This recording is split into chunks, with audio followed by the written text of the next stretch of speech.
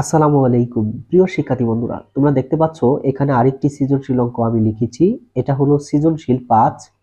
একটি দোকানে ১৮,০০০ টাকার পণ্য ২০% কমে বিক্রি করা হলো। এখন ক নং প্রশ্নটি হলো ২,০০০ টাকার ২০% সমান কত টাকা। আর খ নং প্রশ্নটি হলো পণ্যটির বিক্রয় মূল্য কত। আর গ নং প্রশ্নটি হলো পণ্যটি কত টাকায় বিক্রি করলে ১০% লাভ হতো।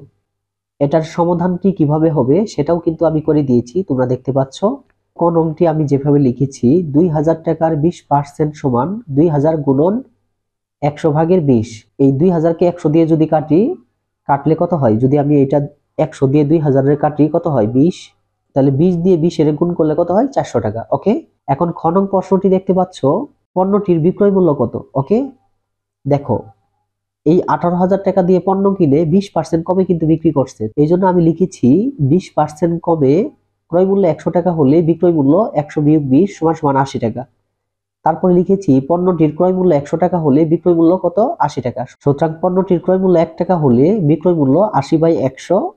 আবার সুতরাং দিয়ে লিখেছি পণ্যটির ক্রয় মূল্য ১৮,০০০ টাকা হলে, এই যে ক্রয় মূল্য ১৮,০০০ টাকা, ১৮,০০০ টাকা হলে বিক্রয় মূল্য ৮০ গুণন ১৮,০০০, নিচে হলো ১০০। ১০০ দিয়ে এটারে কাটলে ১৮০ হয়, আর এটা দিয়ে এটা যদি গুণ করি ১৪,৪০০ টাকা হয়। ওকে, অতএব পণ্যটির বিক্রয় মূল্য ১৪,৪০০ টাকা। তার মানে ২০% কমে ১৮,০০০ টাকার পণ্য ২০% কমে বিক্রি করলে হয় কত?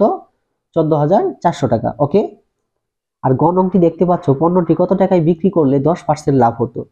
তাহলে দেখো গ নং লিখে আমি লিখেছি ১০% লাভে ক্রয় মূল্য ১০০ টাকা হলে বিক্রয় মূল্য ১০০ + ১০ = ১১০ টাকা। ওকে, তাহলে ক্রয় মূল্য ১০০ টাকা হলে বিক্রয় মূল্য ১১০ টাকা।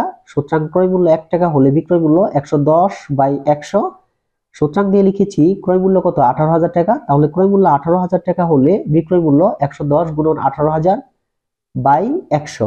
১০০ দিয়ে এটারে কাটলে ১৮০ হয়, এটার সাথে এটা গুণ করলে হয় ১৯,৮০০ টাকা।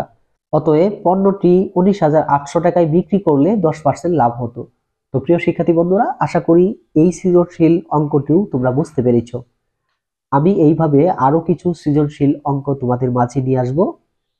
মানে হলো যে প্রাথমিক বৃত্তি পরীক্ষার প্রস্তুতির জন্য খুবই গুরুত্বপূর্ণ যে সৃজনশীল অঙ্কগুলো আছে, এই অঙ্কগুলাই আমি তোমাদের মাঝে নিয়ে আসব।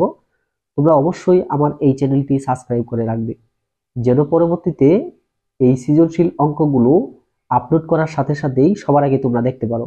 তো প্রিয় শিক্ষার্থী বন্ধুরা, সবাই ভালো থাকো, সুস্থ থাকো। আসসালামু আলাইকুম।